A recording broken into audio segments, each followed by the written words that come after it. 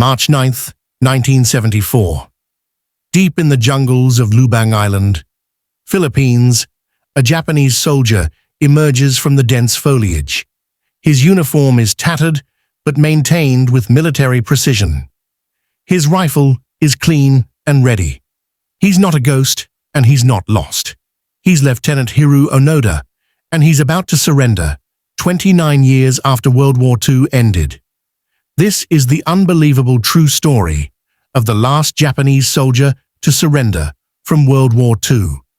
A story of loyalty, isolation, survival, and a man who refused to believe the war was over. To understand why Onoda spent 3 decades fighting a war that had ended, we need to understand who he was before he ever set foot on Lubang Island. Hiroo Onoda was born on March 19, 1922, in Kamikawa Village, Japan. Growing up in the militaristic culture of pre-war Japan, young Hiroo was immersed in the values of duty, honor, and absolute loyalty to the emperor. These weren't just abstract concepts to him. They were the foundation of his entire identity, the lens through which he saw the world. In 1942, at age 20, Onoda was conscripted into the Imperial Japanese Army. But he wasn't destined to be just another soldier. His intelligence and dedication caught the attention of his superiors, and in 1944, he was selected for specialized training at the Nakano School, an elite intelligence training center. This wasn't your typical military academy. The Nakano School trained guerrilla warfare specialists, intelligence officers, and covert operatives. Students learned unconventional warfare, survival skills, and intelligence-gathering techniques that would prove invaluable in the years to come. The instructors at Nakano had one core message that they drilled into every student: never surrender. Continue the mission no matter what happens. Your duty to the emperor transcends everything, even your own life. For Onoda, these weren't just lessons to be memorized and forgotten.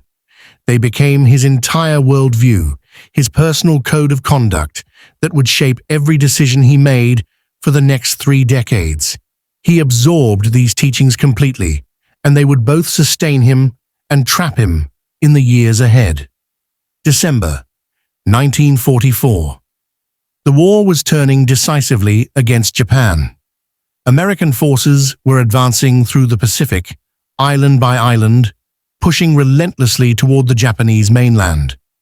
The Philippines had become a critical battleground, and Japan was losing ground rapidly. Lieutenant Hiroo Onoda, freshly trained and only 22 years old, received his orders. He was to be sent to Lubang Island, a small island in the Philippines, about 75 miles southwest of Manila. It was a strategic location, but one that Japan was clearly losing control of. Onoda's mission was clear but daunting. He was to conduct guerrilla warfare operations, gather intelligence, and hamper enemy efforts on the island. His commanding officer, Major Yoshimi Taniguchi, gave him explicit instructions that would haunt and define the next 29 years of his life. The major told him, "It may take 3 years, it may take 5, but whatever happens will come back for you. Until then, so long as you have one soldier, you are to continue to lead him. You may have to live on coconuts. If that's the case, live on coconuts. Under no circumstances are you to die by your own hand." Onoda arrived on Lubang Island in December 1944 with a small group of soldiers. The island itself was beautiful but challenging, covered in dense jungle, rugged terrain, and inhabited by local Filipino communities. Within months of his arrival, American forces invaded and recaptured Lubang Island as part of their liberation of the Philippines. The Japanese forces on the island were quickly overwhelmed. Most surrendered. Many were killed. But Onoda and a handful of soldiers retreated into the mountains and jungle, just as their training had prepared them to do. As 1945 progressed and the war reached its conclusion, the situation for Onoda's small band became increasingly desperate. When Japan officially surrendered on August 15, 1945, leaflets were dropped over Lubang Island, informing Japanese soldiers that the war was over and they should surrender. Onoda and his men found these leaflets, they read them carefully, and then they dismissed them as enemy propaganda. To them, it was obviously a trick. The Japanese Empire would never surrender. Their emperor was divine. This had to be an American psychological warfare operation designed to make them let their guard down. Onoda wasn't alone in his holdout, at least not initially. There were 4 of them who continued the mission together. Onoda himself, Private Yuichi Akatsu, Corporal Shoichi Shimada, and Private First Class Kinshichi Kozuka. These 4 men became a unit unto themselves, a tiny remnant of the Imperial Japanese Army still fighting World War II while the rest of the world moved on. They established camps deep in the jungle, created supply caches, and continued to conduct what they believed were guerrilla operations against the enemy. Life in the jungle was brutal and unforgiving. The 4 soldiers survived on whatever they could find: bananas, coconuts, stolen rice from local farms, and occasionally cattle they would slaughter for meat. They maintained their weapons with meticulous care, keeping their rifles clean and functional despite the humidity and harsh conditions. They rotated guard duty, stayed constantly vigilant, and treated every day as if the war was still raging. To them, it was.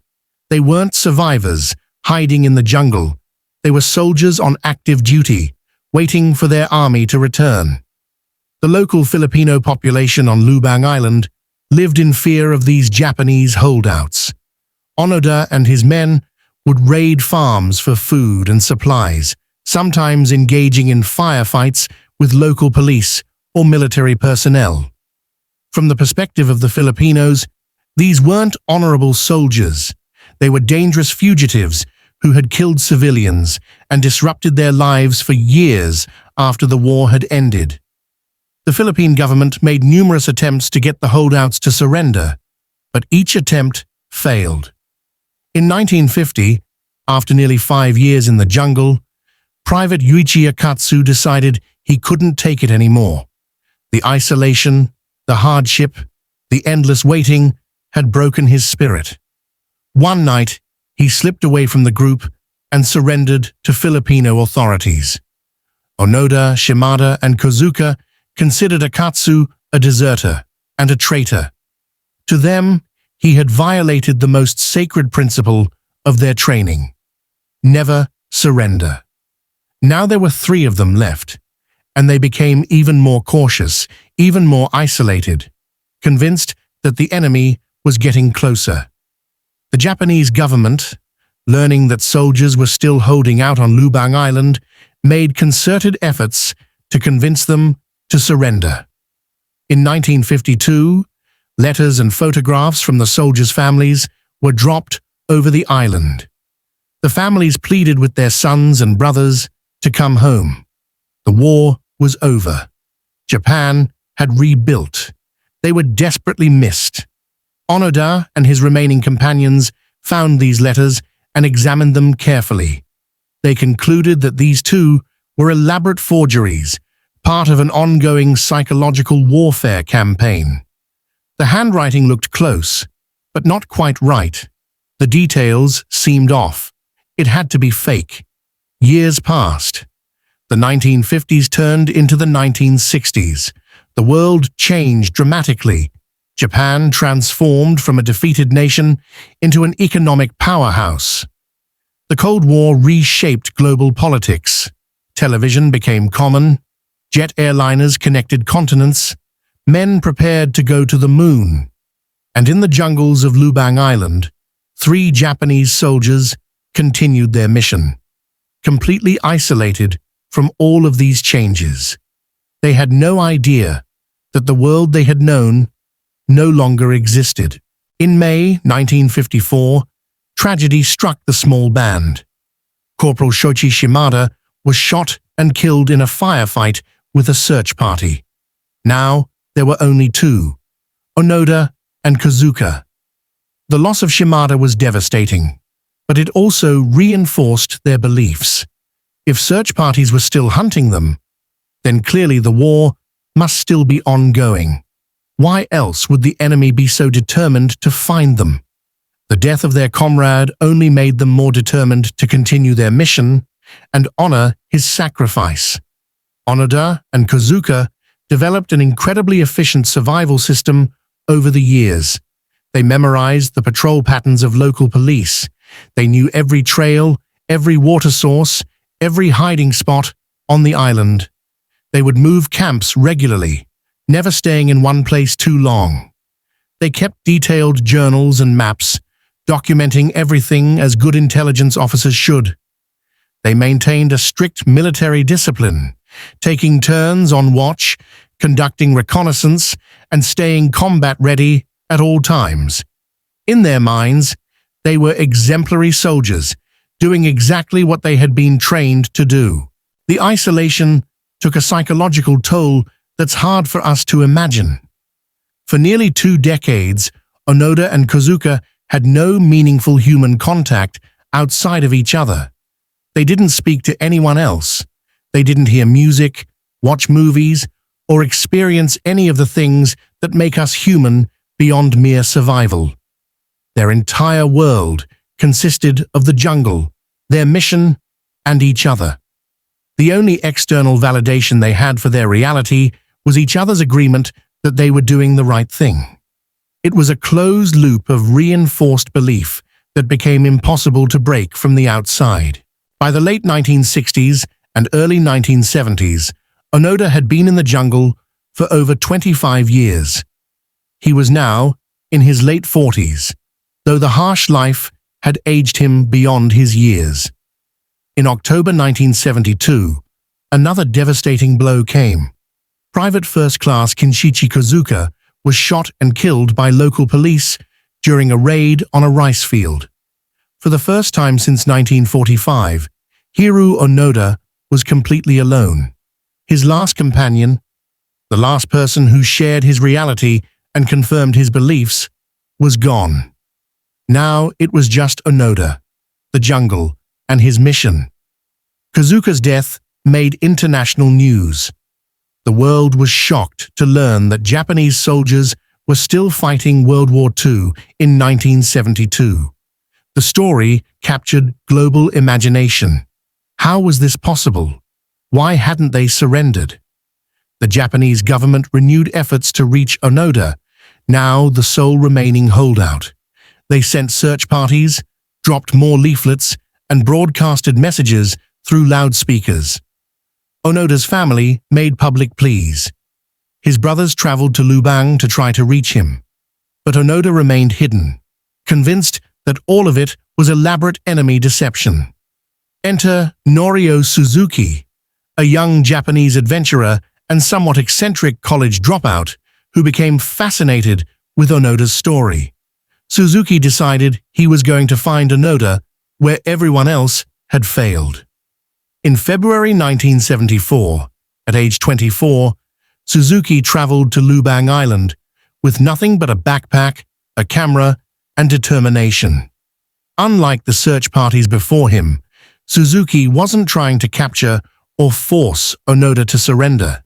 He simply wanted to meet him, to understand him, maybe even to befriend him.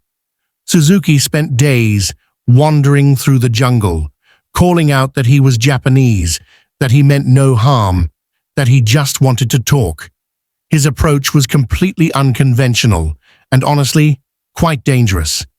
But somehow, it worked.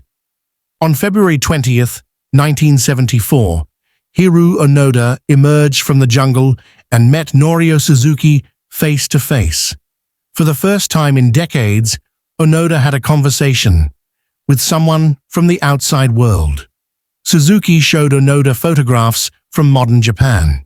He told him about the country's transformation, about the peace, about how the world had changed. They talked for hours, but even this direct contact with a Japanese civilian wasn't enough to convince Onoda that the war was truly over. Onoda listened to everything Suzuki told him. He looked at the photographs.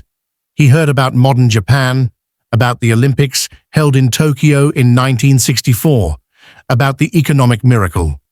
And yet, he still couldn't accept it. His training ran too deep. His orders were too clear. Onoda told Suzuki that he would only surrender if he received direct orders from his commanding officer, Major Yoshimi Taniguchi. That was the only authority he would recognize. Nothing else would do.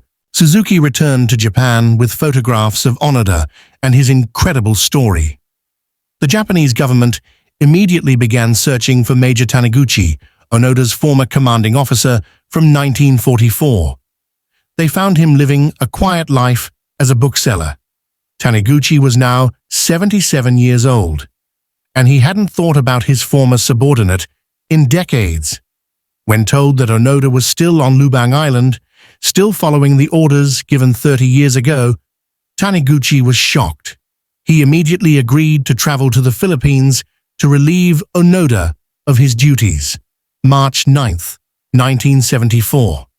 Major Taniguchi, now an elderly civilian in a business suit, traveled to Lubang Island, accompanied by Japanese officials and Filipino authorities. Deep in the jungle, at a pre-arranged location, Hiroo Onoda appeared. He was wearing his old military uniform, carefully maintained over 3 decades. His sword hung at his side. His rifle was slung over his shoulder.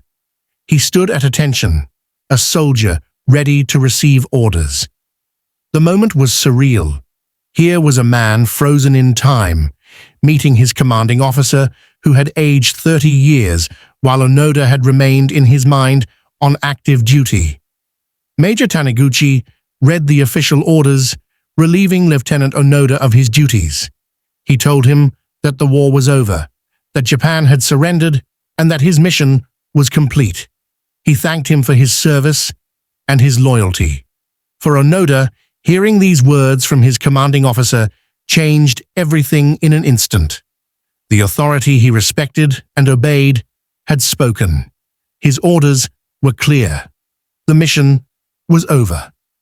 After 29 years, Onoda could finally stop fighting. He saluted, formally surrendered his sword, his rifle, his ammunition, and his orders, all of which he had maintained in perfect condition for 3 decades. Onoda's surrender was front-page news around the world. He was flown to Manila and then back to Japan, where he received a hero's welcome from some and criticism from others. Many Japanese people saw him as a symbol of dedication and loyalty. Others questioned why he had continued fighting for so long, causing deaths and suffering for the Filipino people. Onoda himself struggled with guilt over the Filipinos killed during his decades-long mission. The Philippine government ultimately pardoned him, and he returned to Japan to try to build a new life in a country he no longer recognized. The Japan Onoda returned to in 1974 bore almost no resemblance to the country he had left in 1944. The militaristic empire was gone, replaced by a pacifist democracy. The cities had been rebuilt and modernized. Technology had advanced beyond anything he could have imagined. The values and culture had shifted dramatically. Onoda felt like a man out of time, disconnected from the society around him. He struggled to adjust to civilian life, to peace, to a world where his skills and mindset were no longer relevant or valued. The psychological transition from 30 years of active combat readiness to peaceful civilian life was perhaps harder than anything he had endured in the jungle. In 1975, frustrated with life in modern Japan and seeking purpose, Onoda moved to Brazil, where he bought a ranch and became a cattle farmer. The simple, physically demanding life suited him better than the chaos of urban Japan. He married, raised a family, and found a measure of peace. In 1984, he established a nature school in Japan called Onoda Shizenjuku, where he taught young people survival skills, self-reliance, and discipline. He wanted to pass on some of what he had learned, though in a context far removed from war. He gave occasional interviews, but largely kept to himself, processing his extraordinary experience in private. Onoda returned to Lubang Island in 1996, over 20 years after his surrender. He visited the island as a tourist and met with some of the Filipino families affected by his decades in the jungle. He apologized for the suffering he had caused and made a donation to the local school. It was a gesture of reconciliation, an attempt to make peace with his past. The visit was emotional for everyone involved. For the Filipinos, it brought closure. For Onoda, it was a necessary step in accepting the full weight of his actions and their consequences. Hiroo Onoda died on January 16, 2014, at the age of 91. He had lived an extraordinary life that spanned nearly a century of dramatic change.